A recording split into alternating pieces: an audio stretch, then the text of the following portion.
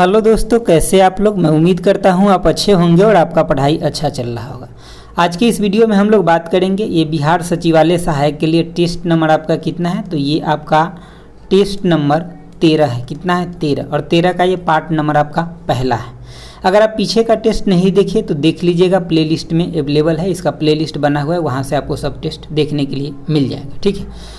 और इसके बाद मैं एक बात बता दूं दोस्तों, आप ये मत सोचिए कि इसका एग्ज़ाम बहुत लेट से होगा। अगर ऐसा आप सोच रहे हैं तो बिल्कुल आप गलत है। बहुत जल्दी इसका एग्ज़ाम हो जाएगा। आप अपना टारगेट के अक्टूबर ही मतलब लेकर के चलिए। ठीक है, मतलब अक्टूबर, क्योंकि देखिए आप अगर तैयार रहिएगा ना तो थोड़ा अगर एक्स्ट्रा तैयारी हो जाएगा तो ये कोई ख़राब नहीं चला जाएगा, क्योंकि मेंस में भी आपका सेम ही सिलेबस मिलने वाला है। थोड़ा सा ऊपर नीचे होगा ना तो सेम ही सिलेबस रहेगा। और सिर्फ इसमें कितना गुना रिजल्ट दिया जाना है, तो 5 ही गुना आपका रिजल्ट दिया जाएगा। ये बात को आपको ध्यान रखना है। ये बिहार दरोगा नहीं है कि आपको 20 गुना रिजल्ट देगा, थोड़ा ऊपर नीचे भी मार्क्स आएगा तो सिलेक्शन हो जाएगा। ऐसा बिल्कुल नहीं होने वाला है कि मतलब इसमें आपको बहुत अच्छा स्कोर करना पड़ेगा, क्योंकि 5 ही गुना सिर्फ और सिर्फ रिजल्ट इसमें मतलब पीटी के बाद जो है मेंस के लिए दिया जाएगा। और इसमें अभी जो लड़का है कितना है, तो 9 लाख लड़का है, समझ रहे हैं ना। और 2100 ही लगभग 2100 के आसपास ही सीट है। तो मतलब समझ रहे हैं रिजल्ट बहुत कम होने वाला है। तो अगर अभी तक आप अच्छे से मेहनत नहीं कर रहे हैं तो पूरा मेहनत करना शुरू कर दीजिए। ठीक है, क्योंकि अभी टाइम है। अभी अगर आप मतलब अच्छा से मेहनत करना शुरू कर दीजिएगा तो आपके लिए बहुत बेहतर होगा। रिजल्ट आपके सामने जो आएगा वो बहुत अच्छा आएगा। ठीक है, तो चलिए देखते हैं हम लोग पहला क्वेश्चन का आज का। और दोस्तों ये शुरू में जो अगर हम 1-2 मिनट कुछ भी बताते हैं तो इसको सुनिए। देखिए इसको सुनने से होगा क्या ना कि ये आपका टाइम खराब नहीं होगा। जब आप यूट्यूब चलाते हैं तो बहुत सारा टाइम खराब करते हैं, वहाँ टाइम खराब होता है। अगर आप 1-2 मिनट कोई कुछ बता रहे हैं, पढ़ाने के लिए आए तो उसको सुनिए, उससे आपको बहुत ज़्यादा बेनिफिट ही मिलेगा। इससे आप पॉजिटिव रहिएगा, अच्छा सोचिएगा। ठीक है, और उसके बाद क्या है कि आपको पढ़ने में थोड़ा सा मन अच्छा से लगा रहेगा। ठीक है, देखिए आपका पहला जो क्वेश्चन है यहाँ पे कह रहा है कि पहला नंबर क्वेश्चन है कि प्राचीन भारत के विख्यात व्यक्ति वाले जो पाणिनि थे, तो पाणिनि क्या थे। तो देखिए पाणिनि जो थे एक व्याकरणविद थे, मतलब पाणिनि के द्वारा लिखा गया जो अष्टाध्यायी है ये एक व्याकरण का पुस्तक है। और पाणिनि जो थे एक व्याकरण से संबंधित व्यक्ति थे। ऑप्शन आपका सी में, जैसे कि गणित से संबंधित व्यक्ति की बात करें तो जैसे कि आपका आर्यभट्ट हो गए, भास्कर हो गए, ये सब गणित के बहुत बड़े महान हस्ती थे। उसके बाद अगर हम बात करें कि ऑप्शन डी का, तो खगोलविद की बात करें तो यानी कि वराहमिहिर जो थे ये बहुत बड़े खगोलविद थे। ऑप्शन आपका बी में है दार्शनिक। दर्शन, देखिए दर्शन आपको 6 गो है। ठीक है, जो मैं नीचे लिख दिया हूँ 6 दर्शन को पीडीएफ के सबसे लास्ट में, तो वहाँ चल के हम आपको बताऊंगा।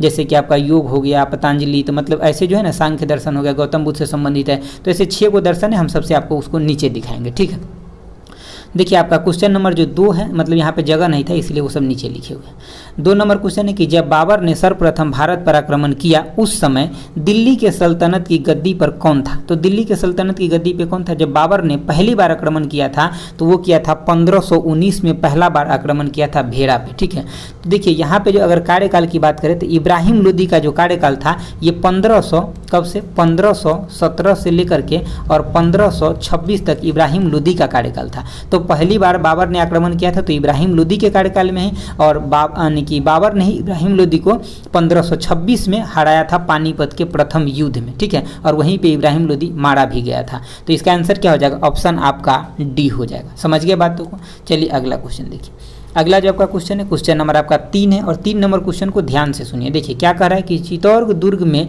विजय स्तंभ को किसने बनवाया था। तो विजय स्तंभ को किसने बनवाया था, तो इसका आंसर आपका ऑप्शन सी हो जाएगा। ये राणा कुंभा के द्वारा विजय स्तंभ बनवाया गया था। और कब, तो 1448 में इसको बनवाया गया था। और ये किस खुशी में बनवाए थे, तो मालवा के जो शासक थे मोहम्मद खिलजी, उनको ये हराए थे राणा कुंभा, और उसी खुशी में विजय स्तंभ बनवाए थे। ठीक है, आप यहाँ पे मतलब एक क्वेश्चन में बहुत कंफ्यूज करते होइएगा, क्योंकि काफ़ी लोग करते हैं, क्योंकि यानी कि राणा कुंभा और जब राणा रतन सिंह देते हैं तो आप कंफ्यूज कर जाते हैं कि कौन सा ऑप्शन लगाएं। तो ध्यान से सुनिए। देखिए जैसे कि यहाँ विजय स्तंभ में भ लगा हुआ है ना, भ है ना, तो यहाँ राणा कुंभा में भी भ है। तो ऐसे कोरिलेट करके याद रख लीजिए। और एक चीज़ याद रखिए, देखिए जैसे कि राणा रतन सिंह जो थे ये यानी कि रानी पद्मावती के ये पति थे, और ये किससे युद्ध लड़े थे। तो अगर आप मूवी देखे होइएगा तो आपको पता भी होगा, ये अलाउद्दीन खिलजी से युद्ध लड़े थे, ठीक है। तो कब लड़े थे? तो 1303 में ये युद्ध लड़े थे। ऑप्शन अगर हम मतलब बी की बात करें तो राणा संघा, तो ये मतलब खानवा के युद्ध लड़े थे कब कि 1527 में लड़े थे। दोस्तों आप लोग पीडीएफ के लिए बहुत सारे मैसेज भी करते हैं और मैं भी समझता हूं कि पीडीएफ का ज़रूरत होता है, क्योंकि ये टेस्ट बहुत अच्छा है आपके मतलब बिल्कुल और एग्जाम ओरिएंटेड है इसीलिए। तो मैं आपको बता दूं टेस्ट नंबर 1 से लेकर के और 11 तक ये सभी टेस्ट आपको कहाँ पे डाल दिए? तो टेलीग्राम चैनल पे हम डाल दिए। समझ गए बातों को? अगर अभी तक ये पूरे 11 टेस्ट आप डाउनलोड नहीं किए हैं, 150 क्वेश्चन के साथ है, सभी क्वेश्चन 150 क्वेश्चन के साथ है, ठीक है। और इसमें है काफ़ी सारा एक्सप्लेनेशन भी किया हुआ है और कुछ टेस्ट के दोस्तों लोगों ने बाद में बताया, कुछ मतलब आप ही में से कुछ व्यूअर लोग, कुछ दोस्त लोग बाद में बताएं कि सर इसमें जो आप मुझे टेस्ट देते हैं ना तो बिना एक्सप्लेन किया हुआ भी दीजिए, ठीक है। तो वो भी कुछ टेस्ट ऐसा भी है, तो आप उस पूरे को डाउनलोड कर लीजिएगा। उसके बाद मैं बता दूं कि दोस्तों ये टेस्ट जो है ना एक्चुअली जहाँ से मैं खरीद के लाता हूँ, एक टेस्ट का 20 रुपया लगता है, ठीक है। और मैं अभी जो 11 के बाद जो है टेस्ट नंबर आपका 12, 13, 14, 15 और 16 ये 5 टेस्ट और भी मैं खरीद करके अभी ले आया हूँ, जिसमें से मैं आपको 12 करवा दिया हूँ। 13, 14, 15, 16 ये आपका 5 टेस्ट है, ठीक है। इसके लिए एक छोटा सा कॉस्ट रखा गया है, ठीक है, ताकि मतलब इस सिस्टम को चलाया जा सके, इसीलिए समझ रहे हैं ना। क्योंकि देखिए ये भी खरीद के लाना पड़ता है, उसके बाद आपके लिए सब कुछ कर करके आपको देना पड़ता है, ठीक है। तो एक छोटा सा कॉस्ट रखा गया इस 5 टेस्ट के लिए, आगे वाले जो 5 टेस्ट है, और इसका PDF भी बन करके सब कुछ अच्छे से तैयार है। तो अगर आप लोगों को कोई दिक्कत ना हो तो बिल्कुल इतना छोटा सा एक कॉस्ट रखा गया, उसको दे करके आप इसको परचेज कीजिए, ताकि आगे भी हम टेस्ट खरीद करके आपको प्रोवाइड कर सके। देखिए इस क्वेश्चन का लेवल ऐसा है कि अगर आप पटना में यहाँ पे हैं तब तो आप इसको आराम से वहाँ जा करके प्लेटफॉर्म में ले सकते हैं, और वहाँ भी लीजिएगा तो आपको एक टेस्ट को 20 रुपया पेड करना पड़ेगा। अगर आप पटना से कहीं भी बाहर है तो इसको आप प्रिंट आउट अच्छे से करा करके और अपने पास रखिए और अच्छे से नोट का अध्ययन कीजिए, यहाँ से आपको बहुत कुछ सीखने के लिए मिलेगा। हम एक बार वो PDF आपको दिखा देते हैं कि कैसा वो PDF है जो इस 5 टेस्ट के लिए, जो आपका आगे का जो 5 टेस्ट है उसका PDF हम आपको दिखा देते हैं। देखिए यहाँ पे है आपका PDF। देखिए सबसे पहली बात हम आपको शुरू से दिखा देते हैं। देखिए जो आपका इसमें टेस्ट नंबर 12 से शुरू होगा, ठीक है, 12 से टेस्ट शुरू होगा। इसका जो मतलब क्वालिटी है जो स्कैनिंग का, वो इस तरीके से लिया गया है कि आपको बिल्कुल उसमें प्रिंट निकालने में कोई दिक्कत नहीं होगा। टेस्ट नंबर 12 का जो मतलब पहला और दूसरा पेज जो है इसमें एक्सप्लेन हो चुका था, ठीक है। बाकी जो आपका मैथ रीजनिंग है वो एक्सप्लेनेशन नहीं हुआ है। बाकी जो आपको आगे का जो भी टेस्ट मिलेगा जैसे 13, 14, 15, तो ये सब बिल्कुल सीधे सीधे आपको देख रहे हैं ना, स्कैन करके एकदम अच्छे से PDF बना करके आपके लिए तैयार किया गया है। और मैं आपको आगे भी दिखा देता हूँ, एक बार क्वेश्चन का क्वालिटी देख लीजिए आप, उसके बाद आप थोड़ा सा भी जो लग रहा है पैसा उसको लगाइएगा, ठीक है। हम आपको बता देंगे, इतना कम कॉस्ट है कि आप सोचिएगा भी नहीं, ठीक है। देखिए ये सब कुछ क्वेश्चन को एकदम पूरा अच्छे से फ्रेम करके आपको दिया जा रहा है। इसमें 5 टेस्ट है और ये टोटल 52 पेज का टेस्ट है, ठीक है। 52 पेज का, इसमें आंसर की भी हम नीचे लगा दिए, आपको आंसर की भी एक बार दिखा देते हैं। देखिए ये टोटल 52 पेज है और ये 34 MB का ये फाइल है, ठीक है। देखिए मैं नीचे दिखा दूँ एक बार आपको PDF, मतलब जो आपका पूरा है यहाँ से देखिए सभी का आपका आंसर की जो है साथ में ही लगा दी कि जब भी आप प्रिंट कीजिएगा ना तो सब आपके साथ आ जाएगा। देखिए इस तरीके से आपको आंसर की भी पूरा मतलब PDF बना करके अच्छे से डाल दिया गया है। तो इसके लिए जस्ट जो आपको मतलब कितना रखा गया कॉस्ट, मैं आपको बता दूं कि पर टेस्ट 5 रुपीज़ रखा गया है। किसी को ज़्यादा तो नहीं लग रहा होगा ना, मतलब 5 टेस्ट है तो आपको सिर्फ और सिर्फ कितना 25 रुपीज़ इसके लिए पे करना है। लिंक नीचे आपको दिया गया रहेगा, वहाँ पे करने के बाद आपका डाउनलोड हो जाएगा, ठीक है। मतलब बिल्कुल ज़्यादा नहीं, इतना समझ लीजिए कि एक टेस्ट लेने जाइएगा तभी भी आपको 20 रुपया पे करना पड़ेगा। और 11 टेस्ट हम आपको ऑलरेडी फ्री में प्रोवाइड कर चुके हैं। तो ये थोड़ा सा अगर आ जाएगा ना तो इससे हम सिस्टम को अच्छे से चला सकेंगे। समझ गए बातों को? क्योंकि आपको पता है जब यूट्यूब से मतलब बहुत अच्छा खासा व्यू जाता है तभी कुछ आता है, नहीं तो ऐसे में इतना कम आता है कि वो पूरता भी नहीं, मतलब $100 पूरने के बाद ही इसका पैसा आता है। पता है आपको? अगर नहीं पता है तो जान लीजिए, तो ये सब जल्दी आने का कोई संभावना नहीं रहता है, ठीक है। तो देखिए, तो चलिए अब हम आपको ये चीज़ें दिखा दिए PDF, और हम उम्मीद करते हैं कि ये आप ऐसा ना सोचेंगे 20-25 रुपये के लिए, और मतलब इसको आप ज़रूर मतलब परचेज करके और अपना पढ़ाई को जो है अच्छे से कंटिन्यू रखेंगे। और इसका जो क्वेश्चन का लेवल है जो सेटअप किया गया है बिल्कुल एग्जाम पैटर्न पे आधारित है। चलिए अब हम लोग चलते हैं अपने मतलब स्टडी के तरफ, मतलब जो टेस्ट चल रहा है इसके तरफ। देखिए अब हम लोग बात करेंगे इसमें मतलब चौथे नंबर जो आपका क्वेश्चन है इसका। देखिए आपका चौथा नंबर क्वेश्चन है, कह रहा है कि चतुर्थ मैसूर युद्ध में अंग्रेज ने पराजित किया था। तो अंग्रेज किसको पराजित किए थे? तो इसका आंसर आपका ऑप्शन सी हो जाएगा, टिप्पू सुल्तान को पराजित किए थे। किसको पराजित किए थे? टिप्पू सुल्तान को। और 4 गो यानी कि मैसूर युद्ध हुआ था। ये भी क्वेश्चन पूछा जाता है कि मतलब जो आंग्ल मैसूर युद्ध हुआ कितना हुआ? तो 4 गो हुआ है। एक जो आपका हुआ है 1767 से लेकर के 69 तक, दूसरा आपका 80 से 84, और तीसरा है 90 से 92, और जो चौथा है ये 1799 में हुआ था।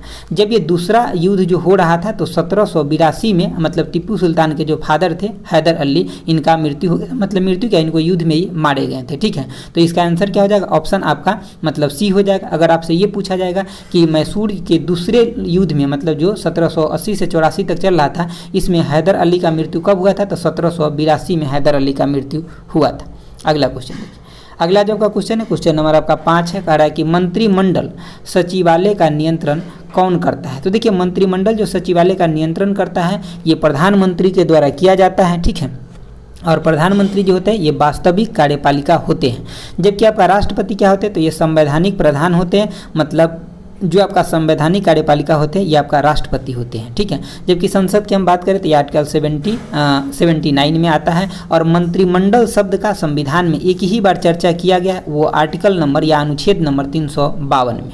अगला क्वेश्चन देखिए, अगला आपका 6 नंबर क्वेश्चन है, कह रहा है कि किस योजना को भारतीय स्वतंत्रता अधिनियम 1947 के रूप में अभिपुष्ट किया गया है। ठीक है, तो कौन सा योजना है, तो इसका आंसर आपका ऑप्शन बी हो जाएगा, यानी कि माउंट बेटन प्लान को ही पुष्ट किया गया। माउंट बेटन प्लान को जो है मतलब 3 जून 1947 को इसको मतलब पेश किया गया था, और ये ब्रिटेन के मतलब जैसे कि संसद से 18 जुलाई 1947 को पास हो गया था। अगर हम बात करें कि कैबिनेट मिशन का, तो जो कैबिनेट मिशन प्लान है तो ये आपका 1946 में भारत आया था, और इसी के द्वारा देश में जो संविधान यानी कि संविधान सभा का गठन हुआ था। तो क्वेश्चन पूछता है कि संविधान सभा का गठन किस योजना के द्वारा हुआ था, तो कैबिनेट मिशन प्लान के द्वारा हुआ था। जबकि बेवेल प्लान भारत में आया था 1945 में, और क्रिप्स मिशन भी आपका आया था 1942 में। तो ये सभी बात को आपको याद रखना है। अगला क्वेश्चन देखिए, अगला जो आपका 7 नंबर क्वेश्चन है, कह रहा है कि यानी कि भगवान शिव के कंठ से किस राग की उत्पत्ति हुई है, तथा यह राग यानी कि तेजस्विता के आवाहन के लिए भोर से पूर्व गाया जाता है। ठीक है, भोर से पूर्व गाया जाता है। तो आपको सीधे याद रखना है कि कौन सा ऐसा स्वर है या मतलब जैसे कि भाव है जिसको भोर से पूर्व गाया जाता है, तो इसका आंसर ऑप्शन डी हो जाएगा। जो राग भैरवी है इसको भोर में यानी कि सुबह में गाया जाता है, जबकि राग दीपक जो है ये आपका मध्य रात्रि में गाया जाता है। आप ऐसे भी याद रखें, दीपक कब जलाते हैं, तो रात्रि में, तो मध्य रात्रि में गाया जाता है। जबकि आपका राग बिलावला जो है ये आपका जैसे कि रात्रि जो स्टार्ट होता है ना, रात्रि शुरू होता है उस टाइम में गाया जाता है। ठीक है, अगला क्वेश्चन देखिए, अगला आपका 8 नंबर क्वेश्चन है, कह रहा है कि भारत एवं पाकिस्तान के मध्य उनके मानक संबंध में अक्षांश का अंतर है। तो देखिए सीधे अंतर पूछ रहा है। तो देखिए सबसे पहले बात, आप अगर मान लीजिए कि अगर यहाँ 1 नंबर यहाँ इसको देते हैं, अगर ये इंडिया है तो इससे पश्चिम में ही यहाँ पे 2 नंबर अगर देते हैं तो ये आपका पाकिस्तान है, पश्चिम में, भारत से कैसे पश्चिम में। लेकिन हमारा टाइम कैसे बढ़ता है, तो जब हम पूरब के दिशा में चलते तब हमारा टाइम बढ़ता है। जैसे इंडिया का टाइम कितना है, तो 82.5 डिग्री ईस्ट है, मतलब पूरब की तरफ है। तब पाकिस्तान के टाइम कितना होगा, इससे पीछे होगा। लेकिन पाकिस्तान का टाइम कितना पीछे, तो आधा घंटा। भारत के टाइम से कितना पीछे, तो आधा घंटा यानी कि 30 मिनट पीछे है। तो 30 मिनट में कितना डिग्री हो जाएगा, तो देखिए आपको पता है कि 1 डिग्री में कितना होता है, तो 4 मिनट होता है। ठीक है, तो 30 मिनट करना है, तो 30 के लिए इसको कितना 7.5 से गुना कर दे, तो 7.5 से गुना करेंगे तो 30 मिनट हो जाएगा, और ये कितना हो जाएगा 7.5 डिग्री हो जाएगा। समझ गए क्वेश्चन को, तो आंसर आपका ऑप्शन बी हो जाएगा। ठीक है, क्योंकि यहाँ अंतर पूछा है। अगर पूछता इंडिया के सापेक्ष में पाकिस्तान का टाइम किधर होगा, तो ये आगे नहीं पीछे होगा, मतलब ईस्ट में नहीं वेस्ट में होगा, मतलब 7.5 डिग्री। समझ गए बातों को, आगे देखिए क्वेश्चन। अगला आपका जो क्वेश्चन नंबर आपका 9 है, कह रहा है कि वॉलीबॉल, बास्केटबॉल तथा बेसबॉल खेल में प्रत्येक पक्ष में खिलाड़ियों की संख्या जो होता है क्रम से कितना होता है। तो वॉलीबॉल में आपका 6 होता है, और बास्केटबॉल में आपका 5 होता है, और बेसबॉल में कितना होता है, तो 9 खिलाड़ी होता है। ठीक है, अगर हम बात करें कि जैसे कि आपका वॉलीबॉल हो गया, ये आपका श्रीलंका का मतलब राष्ट्रीय खेल है, और बेसबॉल की बात करें तो ये आपका अमेरिका का है। ठीक है, अगला क्वेश्चन देखिए, अगला आपका 10 नंबर क्वेश्चन है, करेगा मौर्य काल का मानक सिक्का था। तो मौर्य काल के मानक सिक्का क्या था, तो 300 यानी कि मौर्य काल जो चला था कब से कब तक, 322 ईसा पूर्व से लेकर के और 185 ईसा पूर्व तक मौर्य शासन चला था। और जो सिक्का था उस समय के उसको क्या बोला जाता था, तब पन बोला जाता था। 2-3 सिक्का और पूछा जाता है, उसको आपको याद रखना। जैसे कि चांदी के सिक्का जो शेर शाह सूरी ने चलाया था उसका क्या नाम दिए थे, तो रुपया। लेकिन जब गुप्त काल में चांदी के सिक्का चला था तो उसका नाम रूपक दिया गया था, क्या, रूपक। जबकि गुप्त काल में जो सोना का सिक्का था उसका नाम दिनार था। समझ गए बातों को, चलिए आगे देखिए, फिर एक बार रिपीट कर लीजिए अगर करना चाहते थे। देखिए मौर्य काल में जो था उसका पन कहा जाता था, जो चांदी के सिक्का शेर शाह सूरी के द्वारा चला जाता था उसको रुपया कहा जाता था। लेकिन चांदी के सिक्का जो गुप्त काल में चला था उसको रूपक कहा जाता था, जबकि गुप्त काल में जो सोना का सिक्का था उसको दिनार कहा जाता था। अगला देखिए, अगला जो आपका 11 नंबर क्वेश्चन है, कह रहा है कि कुचिपुड़ी जो है कहाँ से संबंधित है, आंध्र प्रदेश से। कथकली है, ये आपका जनरली ऑप्शन में केरल मिलेगा आपको, केरल अगर नहीं है तो यहाँ पे मालाबार तट या कर्नाटक दिया है, तो ये भी आपका सही है। अगला आपका उड़ीसा की बात करें तो उड़ीसा जो आपका नृत्य है मतलब ओडिसी जो उड़ीसा का है, और मोहिनी अट्टम आपका केरल का है। कथकली पूछा जाता है तो ये उत्तर भारत में होता है, और सत्रिया जो है आपका आसाम का है। अगला क्वेश्चन देखिए, अगला जो आपका क्वेश्चन है क्वेश्चन नंबर आपका 12 है, थोड़ा सा हम इसको बड़ा कर लेते ताकि अच्छा से दिख सके। देखिए 12 नंबर का कैपिटल मार्केट का अर्थ होता है, तो देखिए कैपिटल मार्केट का अर्थ मतलब क्या, जहाँ पे भी आपका पैसा का लेन देन करते हैं वो सब कैपिटल मार्केट है। अपने मुनाफा के लिए जो खरीद बिक्री करते हो सब कैपिटल मार्केट। जैसे कि प्रतिभूति बाजार, प्रतिभूति बाजार का मतलब जैसे कि आप RBI के शेयर, किसी कंपनी का शेयर खरीदते तो प्रतिभूति बाजार होता है, ठीक है। यहाँ पे होगा जैसे कि मुद्रा बाजार हो गया, म्यूचुअल फंड हो गया। म्यूचुअल फंड में हम क्या करते हैं, शेयर 1 लाख का खरीदते हैं, आप क्या चाहते हैं कि हमको 1.5 लाख 2 लाख मिले, ठीक है। तो ये सब कैपिटल मार्केट में ही आता है, मतलब मुद्रा का लेन देन जहाँ हो रहा है वो सब कैपिटल मार्केट है। तो ऑप्शन आपका डी हो जाएगा, ठीक है। अगला क्वेश्चन देखिए, अगला जो आपका क्वेश्चन है क्वेश्चन नंबर आपका 13 है, कह रहा है कि सोमनाथ के मंदिर पर 1025 में महमूद गजनबी के आक्रमण के समय गुजरात का शासक कौन था। तो उस समय जो गुजरात का शासक था वो कौन था, तो इसका आंसर हो जाएगा आपका मतलब ऑप्शन ए हो जाएगा, भीमदेव प्रथम थे। गुजरात के शासक कौन थे, भीमदेव प्रथम।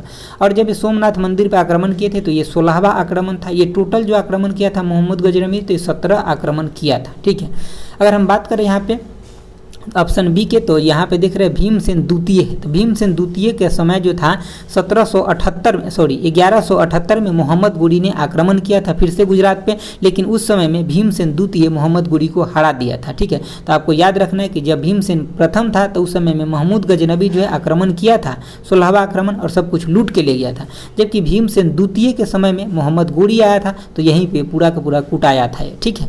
अगला देखिए, अगला जो आपका 14 नंबर क्वेश्चन है, कह रहा है कि भारतीय संविधान के अनुसार निम्नलिखित में से कौन युद्ध की घोषणा करने अथवा शांति की स्थापना करने के लिए संवैधानिक रूप से समक्ष है। तो कौन होते हैं, तो राष्ट्रपति जो होता है ये मतलब युद्ध की घोषणा भी कर सकते हैं और शांति के लिए अपील भी कर सकते हैं, क्योंकि आर्टिकल नंबर 73 मतलब अनुच्छेद जो है 73 बोल दिए 53 मतलब अनुच्छेद नंबर 53 में इनके कार्यपालिका की शक्ति इनको मिला हुआ है, ठीक है। जबकि अगर मंत्रिपरिषद की बात करें तो ये अनुच्छेद 74 में आपका आता है, और संसद जो आता है ये आपका 79 में आता है। अगला क्वेश्चन देखिए, अगला जो आपका क्वेश्चन है क्वेश्चन नंबर आपका 15 है, कह रहा है कि प्रथम संवैधानिक संशोधन अधिनियम 1951 संबंधित है। तो ये किससे संबंधित है, तो इसका आंसर आपका ऑप्शन डी हो जाएगा। ये यानी कि कुल राज्य की कृषि भूमि सुधार से संबंधित है, ये 9वीं अनुसूची में जोड़ा गया था।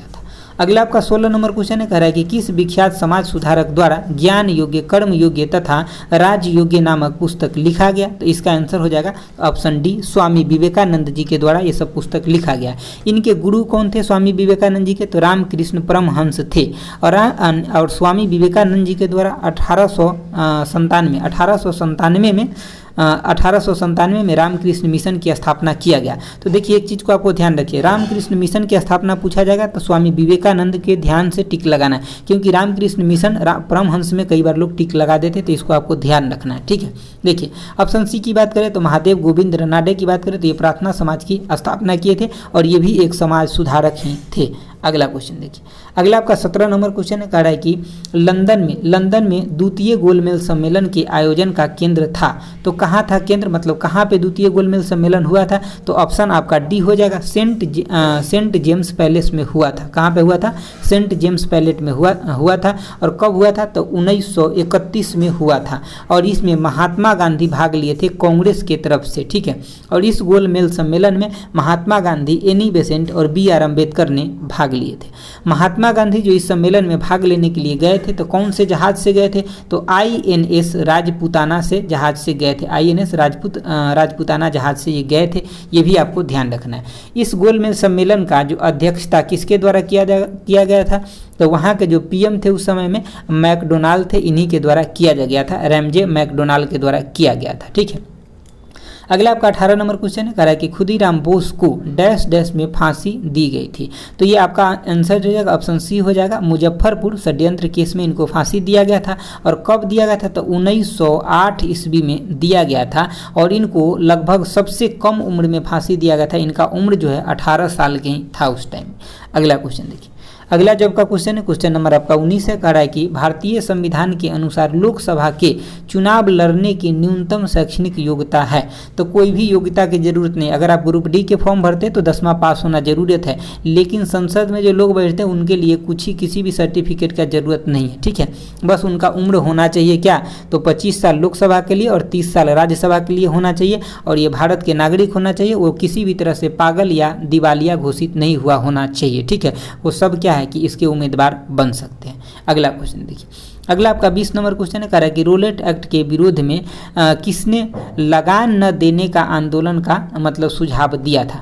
तो ऑप्शन आपका डी हो जाएगा। स्वामी श्रद्धानंद जी जो थे, इन्होंने बोले थे कि लगान नहीं देना है रोलेट एक्ट के विरोध में, ठीक है। जबकि महात्मा गांधी जी के द्वारा आम हड़ताल किया गया था कब, तो 6 अप्रैल 1919 को महात्मा गांधी जी के द्वारा आम हड़ताल भी किया गया था रोलेट एक्ट के विरोध में। अगला क्वेश्चन देखिए, अगला आपका 21 नंबर क्वेश्चन है, कह रहा है कि बंगाल, बिहार और उड़ीसा की दीवानी अंग्रेजों को दिए जाने का फरमान जो है 12 अगस्त 1765 को किसने जारी किया था, ठीक है। तो किसके द्वारा जारी किया गया था, तो इसका आंसर ऑप्शन ए हो जाएगा, शाह आलम द्वितीय के द्वारा जारी किया गया था। देखिए, जब बक्सर का युद्ध हुआ था 1764 में, तो बक्सर के युद्ध के बाद इलाहाबाद के संधि हुआ था, ये 1765 में हुआ था, और इस संधि के बाद शाह आलम द्वितीय ने 26 लाख रुपए वार्षिक लेकर के और अंग्रेजों को जो है यानी कि बंगाल, बिहार और उड़ीसा को मतलब दीवानी उनको दे दिए। अब अंग्रेज वहाँ का टैक्स वसूला करते थे।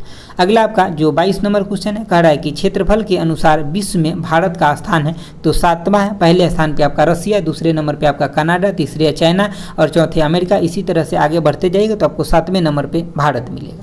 अगला जो आपका क्वेश्चन है, क्वेश्चन नंबर आपका 23 से क्या कह रहा है कि जैसे कि आपका गारो किस प्रदेश की जनजाति है, तो आपका आंसर मेघालय हो जाएगा। देखिए, मेघालय के अंदर 3 गो जो है पहाड़ी भी है और जनजाति भी है, जैसे कि गारो, खासी, जैंतिया, ये तीनों पहाड़ी भी है मेघालय में और तीनों जनजाति भी है। जो भारत में अभी सबसे ज़्यादा संख्या में जो जनजाति है वो आपका भील है, दूसरे नंबर पे गौंड है और उसके बाद आपका संथाल है।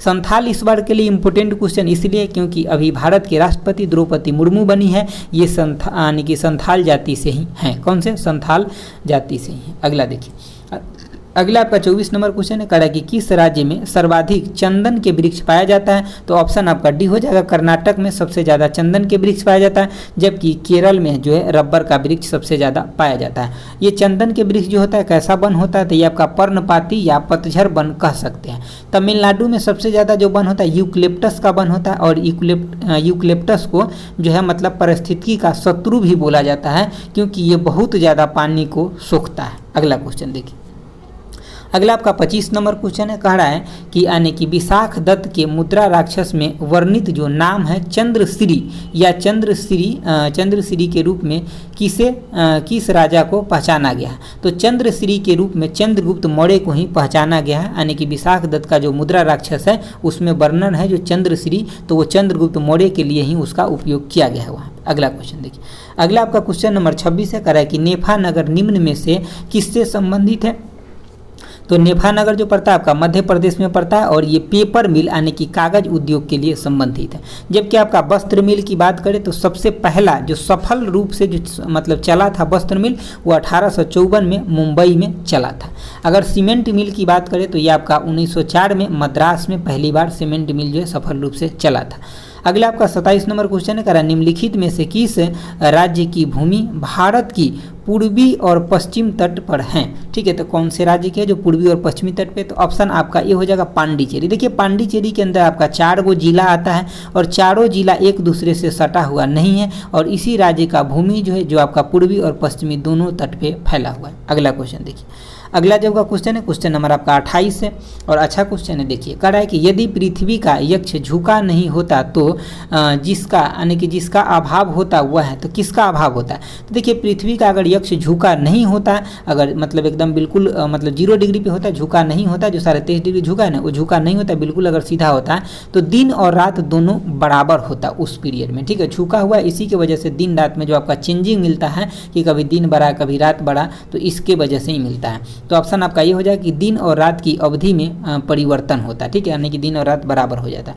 जबकि ऑप्शन बी की बात करें तो उच्च ज्वार कब होता है, जब आपका जो आपका सन है, पृथ्वी और मून ये तीनों जब एक सीधी रेखा में आ जाता है तब आपका उच्च ज्वार होता है। लेकिन जब ये तीनों मिलकर के 90 डिग्री का कोण बनाता है तब आपका लघु ज्वार आता है। ये दोनों भी इंपॉर्टेंट क्वेश्चन है, आप ध्यान से देखिए, ठीक है। अगला देखिए, हर एक क्वेश्चन के साथ दोस्तों आपको 2-3 क्वेश्चन मिल रहा है, अगर आप सही से सुन रहे हैं तो यही आपके एग्जाम में काम आएगा। सीधे आंसर बता देंगे उसका कोई मतलब नहीं बनेगा।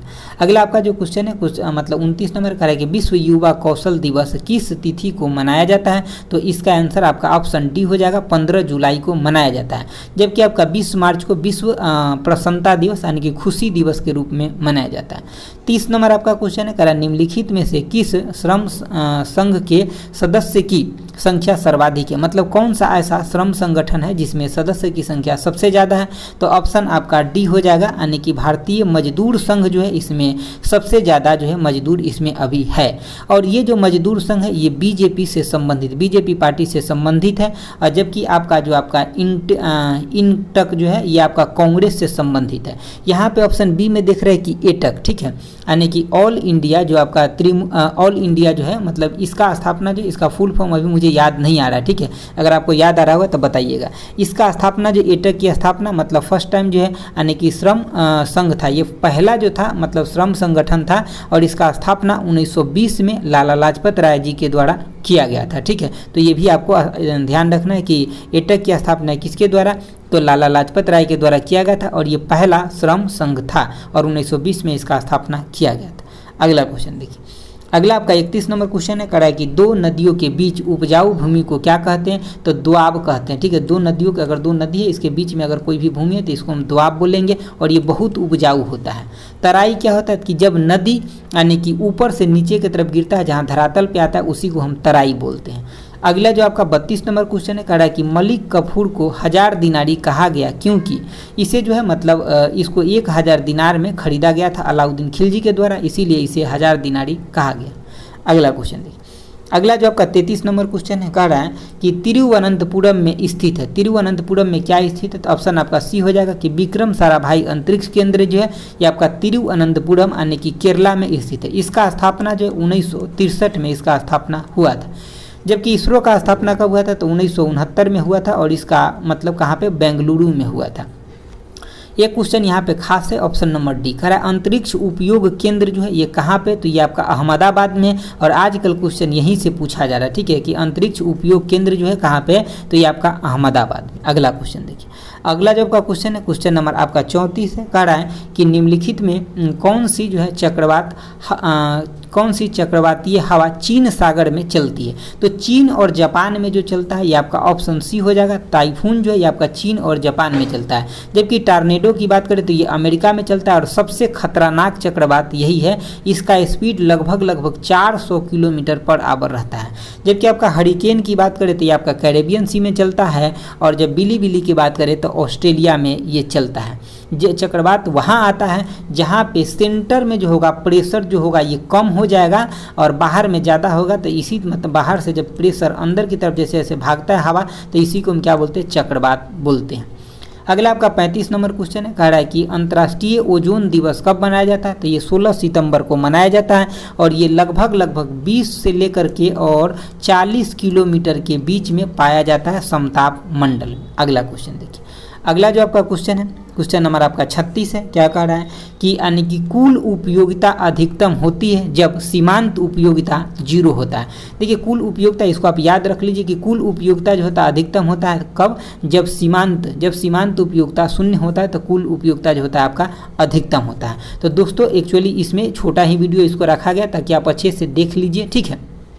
हाँ, और इसमें थोड़ा सा और जो पेज एक ऐड किए थे इसको आपको मैं दिखा देता हूँ। यहाँ पे जो आपका मतलब ये था इसको आप देख लीजिए, इसका शॉर्ट स्क्रीन भी ले लीजिएगा। यहाँ से क्वेश्चन आता है। योग दर्शन की बात करें तो पतंजलि से संबंधित है, न्याय की बात करें तो गौतम से संबंधित है, सांख्य की बात करें तो आपका कपिल से संबंधित है, और चारवाक की बात करें तो चारवाक से ही संबंधित है, वैशेषिक की बात करें तो आपका कनाद से संबंधित है, और पूर्व मीमांसा की बात करें तो जैमिनी से, और उत्तर मीमांसा की बात करें तो बादरायण से संबंधित है। इसमें मतलब सभी के सभी इंपॉर्टेंट है, आप एक बार इसको शॉर्ट स्क्रीन ले लीजिए, ताकि मोबाइल में रहेगा ना तो एक बार सोते समय किसी भी टाइम में देख लीजिएगा तो आपको इससे बेनिफिट मिलेगा। ठीक है, तो दोस्तों आज के लिए इतना ही रखते हैं। ठीक है, लेकिन जो आपको मैं मतलब जो PDF दिया हूँ, जो मतलब कितना पेज का है, तो टोटल 52 पेज का है। इसमें आपको टेस्ट कितना है, तो 5 गो, जैसे कि 12, 13, 14 और 15 और 16, ये पूरा का टेस्ट हम आपको एडवांस में दे दिया। अभी टेस्ट अपना 13 ही चल रहा है, लेकिन ये सब दे दिया आपको। ठीक है, ये सब अभी लेकर के हम आ गए इंस्टीट्यूट से, तो आपको प्रोवाइड कर दिए। आप इसका प्रिंट ले लीजिएगा, कहीं भी आपको 50 रुपया लगेगा। ठीक है, और जस्ट इसका 25 रुपया और रखा गया। ठीक है, मतलब 25 रुपया इसको मतलब आपको पेड करके इसको लेना है। ठीक है, और आप अच्छे से मन लगा के पढ़िए। ठीक है, छोटे मोटे पैसे की कोई बात नहीं होता, इतना छोटा सा अमाउंट। ठीक है, क्योंकि आप पढ़ रहे हैं तो अच्छे से पढ़ाई करिए। और देखिए सिस्टम को चलाने के लिए एक छोटा सा अमाउंट रखा गया, आप भी सोच सकते हैं, क्योंकि जब ले करके आते हैं और मेरे पास टाइम है, हम आपको टाइम तो देते हैं, क्योंकि सोल्यूशन लिख करके अच्छे से प्रोवाइड करते हैं। आपको ये 20-25 मिनट में वीडियो मिलता है, लेकिन इसको बनाने में, सब कुछ करने में 1 घंटा 2 घंटा लग जाता है। समझ गए बातों को? तो आज के लिए इतना ही रखते हैं। आप बातों को समझ गए होइएगा अच्छे से। और thanks for watching. Okay bye, जय हिंद दोस्तों।